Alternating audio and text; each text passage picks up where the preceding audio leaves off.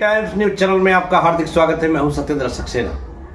आज मैं आप लोगों को बताना चाहूंगा, मैं अस्वस्थ हूं, इस कारण से थोड़ा समाचारों में विलंब हो रहा है और आप मेरी आवाज से ही समझ रहे होंगे। मैं आपको बताना चाहूंगा कि जो एएनएम ने बिल्कुल ठान रखा है कि अब हम शासन से सीधी सीधी आमने सामने की जंग करेंगे, जोर जुल्म की टक्कर में संघर्ष हमारा नारा है। इसको लेके आज कई जगह ऐसे एएनएमओ ने अपना प्रदर्शन किया है, अपना विरोध जताया है। किसके संबंध में? जो शासन द्वारा एक लेटर जारी किया गया है ऑनलाइन अटेंडेंस का। देखिए, शासन को मैं बताना चाहूंगा, अगर हम अपने चैनल के माध्यम से ही बताना चाहूंगा, समस्या यह है कि एएनएम मजबूर हैं।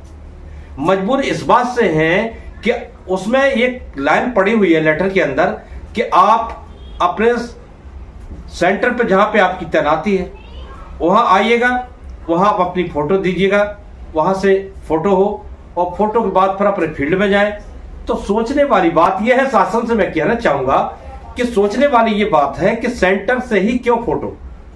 अरे जहां पर गंतव्य स्थान पर जहां टीकाकरण चल रहा है वहां पर पहुंचते पहुंचते हम आपको बताना चाहेंगे कम से कम 2 घंटे खर्च होते हैं। और ऐसे क्षेत्र हैं, यहां पर रूरल एरिया में ऐसे क्षेत्र हैं जहां पर कोई भी आवागमन का साधन नहीं है। उन महिलाओं का अगर देखा जाए, अगर क्षेत्र से ही हम जो उस दिन वीडियो में कह रहे थे, अगर क्षेत्र से वो अपना अगर अटेंडेंस देते हैं तो मैं आपको बताना चाहूंगा कई ऐसे पोर्टल हैं, आपने देखा होगा कि जो पोर्टलों पे काम करना वहां नेटवर्क नहीं आते हैं। ऐसे रूरल एरिया है कि जहां नेटवर्क आना संभव है। जब तक वहां पर ऐसी सुविधाएं मुहैया नहीं है तब तक शासन को इस तरीके की लेटर नहीं डालना चाहिए। आपको बाध्यता नहीं करना चाहिए, और बाध्यता करना गलत बात है। जो ऑनलाइन अटेंडेंस का मामला जो चल रहा है, बहुत ये उत्तेजित होता जा रहा है। ये मामला संभलने वाला नहीं है। और जो कदम एएनएम बहनों ने बढ़ाया है, बहुत सराहनीय कदम है आपका। और इसी तरीके से यदि आप चलते रहे हैं तो ये निश्चित है कि सफलता आपके कदमों पे होगी। और क्यों ना हो, प्रयास करने वालों की कभी हार नहीं हुआ करती है। मेरे यहां पे झांसी इकाई से कि जो आपका जो है यूनियन है, यहाँ की बेसिक हेल्थ वर्कर एसोसिएशन, यहाँ के पदाधिकारियों से मेरी बातचीत हुई। जो महामंत्री पद पर हैं उनसे बातचीत हुई। उन्होंने जो हमें बताया तो मुझे पहले तो ये लग रहा था कि आखिर बगैर दूल्हे की बारात किस टाइप की होगी, लेकिन मैंने देखा कि दूल्हा तैयार है, बारात भी तैयार होगी। तो इसका मतलब यह है कि आपका एसोसिएशन सक्रिय है, आपका प्रादेशिक लेवल से लेके और जिला इकाई तक सभी लोग मजबूती के साथ अपने अपने काम में तल्लीनता से लगे हुए हैं। और ये आपको 16 तारीख का जो आयोजन किया गया है, ये 16 तारीख के आयोजन को निश्चित रूप से सफल बनाना है। देखिए, अगर 100 महिलाएं, 100 जो है कर्मचारी कार्य नहीं कर रहे हैं और एक अपना जाके मनमानी करने लगे, कार्य करने लगे, तो वो भी गलत है। आपको 100 के संग में चलना है, न कि 1 के संग में चलना है। तो मैं आपसे यही कहना चाहूंगा, अब तक के जो सराहनीय कदम आप कर रहा है, जो सराहनीय कदम अब तक रहा है, और देखे होंगे कहीं कहीं अखबारों में, कटगई में मैं डाल रहा हूं, इसमें देखिएगा बहुत सारी जगह 16 तो बहुत दूर की बात, पहले से अपना कार्यक्रम शुरू हो गए। यहाँ तक कि टीकाकरण न करने के सीधी सीधी चेतावनी दे दी। अब रही बात, कुछ एएनएम वहां फोई में लगी हुई हैं कि हमारे ऊपर कोई कार्रवाई नहीं हो जाए। बिल्कुल नहीं। जब एकता में बहुत बड़ा बल होता है, जब आपकी, देखिए आपको हम प्रमाण दे दें, अभी टीचरों ने इसी अटेंडेंस को लेकर अभी हड़ताल की थी और कितनी जबरदस्त चली। ये एकता, उनसे सीखना है तो उनसे एकता सीखिए आप। एकता का परिचायक था कि जो कि उन्हें वापस अपना आदेश लेना पड़ा। सीएचओ का मामला चला, सीएचओ की एकता देख ली होगी आपने, उनका भी सब कुछ क्लियर कर लिया। अब आप लोगों की संख्या बल क्या कम है? उत्तर प्रदेश की वो संविदा कर्मी जिनको 12,000 वेतन में, कुछ लोगों को 9,900 में नियुक्त किया गया था, आज बढ़ते बढ़ते उनकी मात्र 14,000 हुई। क्या ये वेतन विसंगति नहीं है? कहां जा रहा है जमाना? विदेशी मुद्रा इकट्ठी हो रही है और तनख्वाहें देने के लिए मक्खी बन रही है, तनख्वाह नहीं दे पा रहे। क्या आप संविदा कर्मियों को परमानेंट करेंगे कि नहीं करेंगे? जो 7-7 साल, 8 साल, 9 साल हो चुके हैं, 10 साल हो चुके हैं, उनकी जिंदगी एनएचएम में रह के बर्बाद हो गई है। और एनएचएम में ऐसी व्यवस्था नहीं है कि आप परमानेंट कर सकें। अभी पिछली बार सुना था, आपने कहा था संविदा कर्मियों को यानी दीपावली का तोहफा परमानेंट किया जाएगा, लेकिन उसमें उत्तर प्रदेश की स्वास्थ्य विभाग के कार्यकर्ताओं का किसी का नाम, किसी पद का नाम नहीं है। आखिर क्यों ऐसा भेदभाव, क्यों? जबकि स्वास्थ्य चिकित्सा विभाग में देखा जाए तो एएनएम वर्ग के जो लोग हैं और जितने भी हैं, तो वो एक रीढ़ की हड्डी है चिकित्सा स्वास्थ्य विभाग में। और अगर आप इनको ही आप प्रताड़ित करेंगे मानसिक रूप से, आर्थिक रूप से, तो ये आपका मनोबल बढ़ाना नहीं है, मनोबल को गिराना है। सभी अधिकारी, सभी जो मंत्री महोदय हैं, हमें समझ में नहीं आता है उप मुख्यमंत्री महोदय के सलाहकार कैसे हैं, कैसी सलाह दिया करते हैं कि आप अटेंडेंस ऑनलाइन ले लीजिए। अरे फील्ड वर्कर की अटेंडेंस ऑनलाइन, वो भी सब सेंटर से।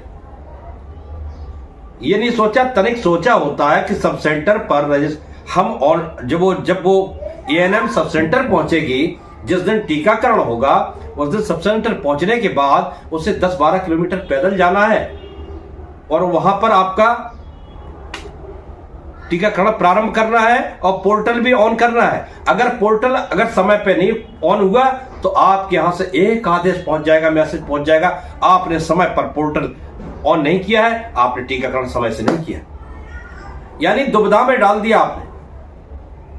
क्या करें? अगर इधर झुकते हैं तो उधर खाई, इधर झुकते हैं तो इधर खाई। अगर हम पोर्टल पर अटेंडेंस देने के लिए बढ़ते हैं तो पता चला कि हमारा टीकाकरण विलंब हो गया, हमारे ऊपर कार्रवाई हो जाएगी। अगर टीकाकरण में जाते हैं तो यह होगा कि मैंने अटेंडेंस नहीं दे पाई, मेरी तो लग गई वाट, एब्सेंट लगेगी और लेटर पहुंच जाएगा स्पष्टीकरण का। तो ये समस्याएं हैं। दूसरी समस्या मैं आपको बताना चाहूंगा, दूसरी समस्या यह है कि नेटवर्क की प्रॉब्लम रूरल एरिया में बहुत है। बहुत से ऐसे क्षेत्र हैं जहां पर नेटवर्क नहीं आता है, बिल्कुल नेटवर्क नहीं आता है, और जितनी एएनएम है वहां से यहां तक कि फीडिंग नहीं कर पाती है, तो घर पे आके रात में अपनी फीडिंग करती है। तो आप समस्या समझ सकते हैं। उनको एक काम नहीं है एएनएम, कई काम हैं। टीकाकरण के अलावा बहुत सारे पोर्टल हैं, बहुत सारी चीजें हैं, सर्वे भी है, सब कुछ करना होता है। कितना काम है, सातों दिन फुर्सत में नहीं बैठते। अच्छा, ये सोचने वाली बात यह है कि अब जब आपकी हर तरीके की फीडिंग हो रही है, आप देख रहे हैं, तो सोच लीजिए ये ना काम कर रही होगी। ऐसा तो नहीं है कि वहां पर जिंद पहुंच गया होगा, उसने काम करना प्रारंभ कर दिया होगा, ऐसा भी नहीं है। इस समय उप मुख्यमंत्री से भी कहना चाहते हैं, मैंने पिछला भी वीडियो डाला था, एक बार पुनः आप चिंतन करिए। आपने जो लेटर डाला है, क्या आपने अच्छा किया है? क्या इस पर पुनर्विचार नहीं होना चाहिए? ये जो अटेंडेंस वाला मामला है, जो ऑफिस में बैठे हैं, एसी की हवा खा रहे हैं, जो कुर्सी तोड़ रहे हैं, उनके लिए तो उचित है। जो फील्ड में अपना 24 घंटे वर्क करती हैं, उन महिलाओं के लिए उचित नहीं है। आपने वीडियो में देखना, कुछ वीडियो में आपको दिखाई देगा, एक महिला अपने बच्चे को कंधे से बांधे हुए है और वैक्सीन कैरियर टांगे हुए है और कमर तक पानी में डूबी हुई है, और वो जा रही कहां? वैक्सीन लगाने के लिए। जिस समय उत्तर प्रदेश की एएनएम महिलाएं, एएनएम वर्कर जिस समय टीकाकरण को बिल्कुल अवरुद्ध कर देंगी, उस समय शासन की लेटरबाजी जितनी भी है वो सब धरी की धरी रह जाएगी। और आपको बता दें, जो एनएचएम की संविदा कर्मी हैं, उनके लिए भी ये चीज लागू होती है, उनको भी आगे आना चाहिए। और जो अभी अस्थायी रूप से जो भर्तियां हुई हैं, वो उनको भी आगे आना चाहिए। और जितनी भी पुरानी एएनएम है, उनको भी आगे आना चाहिए, सबके लिए है। और उनके लिए भी तलवार लटकी हुई है, जिन विभागों में अभी ये संदेश नहीं पहुंचा है कि आपको ऑनलाइन अटेंडेंस देनी है, उनके लिए भी ये आने वाली है गले की फांस। आपको ये आवाज बुलंद कर देना चाहिए। वही होने जा रहा है 16 तारीख को। हम आपको प्रोग्राम बता रहे क्या है कि 14 तारीख को जहां जहां पर यूनियन की इकाई है वहां के लोग अपने यहाँ के जिलाधिकारी को और मुख्य चिकित्सा अधिकारी को सबसे पहले अपने एक लेटर देके अवगत कराएंगे कि हम 16 तारीख को पूर्ण रूप से ये, अगर हमारी ये लेटर वापस नहीं लिया जाता है ऑनलाइन अटेंडेंस का, तो हम कार्य प्रणाली अपनी पूरी अवरुद्ध कर देंगे, टीकाकरण बिल्कुल अवरुद्ध कर देंगे। ये 14 तारीख को लेटर दे दिया जाएगा जिला प्रशासन को। अगर इस दरमियान में कुछ करते हैं तो वो 15 तारीख को सामने आ जाएगा, नहीं करते हैं तो 16 तारीख को तो आपको करना ही है। शांतिपूर्वक करना है, किसी की कोई आवाज नहीं, बस आपके वही एक छोटा सा एक नारा, आवाज तो हम एक हैं। सारी बातें को इसलिए कहना चाहता हूं कि देखिए एकता में बल होता है, संगठन शक्ति बहुत बड़ी होती है। आप मुट्ठी को बांध लीजिएगा और जो मुट्ठी बनाने में जो आपको ताकत नजर आती है तो वो उंगली फैलाने में ताकत नहीं आती है। इसलिए आप मुट्ठी को बांध कर रखिए, संगठित होकर रहिए। आप देखिए आनंद, आपके सामने नजारा है, आपके साथ 16 तारीख को कवरेज करने के लिए हम आपके साथ होंगे और कोशिश करेंगे कि हम लखनऊ तक पहुंचे। तब तक के लिए हम आपसे विदा लेते हैं, नमस्कार। और ऐसे ही आप लोग अपने इस कार्यक्रम को सफल बनाने में पूरा योगदान तरमता देते हैं। लेकिन हम आप लोगों को एक सलाह एक सूक्ष्म रूप में देना चाहते हैं, हक मांगना आपका अधिकार है। हक लड़के लिया जाता है, अपने अधिकारों को लड़के लीजिएगा, आपका अधिकार बनता है। लेकिन उन बहनों से जो अभी हाल में जिनके अभी 1-1.5 वर्ष हुआ है, उन लोगों को सोच समझ के काम करना है। बहुत, हम ये नहीं कहते कि आप लोग आगे ना बढ़े, लेकिन बहुत सोच समझ के काम करें। ये सोचना और डिसीजन लेना आप स्वतंत्र हैं, आप अपने ऊपर सोचिएगा। और न मैं किसी प्रकार की मैं सलाह दे सकता हूं, पर इतना जरूर कह सकता हूं क्योंकि 9212 की भर्ती कराने में हम लोगों के पसीने छूट गए थे। बस हम आप लोगों के प्रति इतना चिंतित रहते हैं कि आप लोग कोई भी डिसीजन लेना बहुत सोच समझ के लेना कि अभी आपका समय परीक्षा काल का चल रहा है और अभी आपको बहुत कुछ सोचना है। 6 महीने तक क्या, बल्कि जब तक आप स्थायी रूप से नहीं है तब तक आपको बहुत सोच समझ के फूक फूक के कदम रखना होगा। और ऐसा नहीं है, जब मैंने 2800 ग्रेड पे के लिए आपसे कहा था कि आप आगे सामने ना आए, तो अभी वही समय है। ये जानबूझ के लेटर को दिया गया है कि आप लोग सामने आइएगा। अगर आप लोग सामने आते हैं तो हम ये नहीं कहते हैं कि हमारी बातों पे आप लोग आ जाएं। आप स्वयं अपनी बुद्धि से सोचिएगा कि आप जो करने जा रहे हैं ठीक है, करिएगा। लेकिन ध्यान रखिएगा, आप लोग जो कर रहे हैं तो बहुत सोच समझ के साथ, कोई आक्रामकता नहीं, शांति का परिचय दीजिएगा।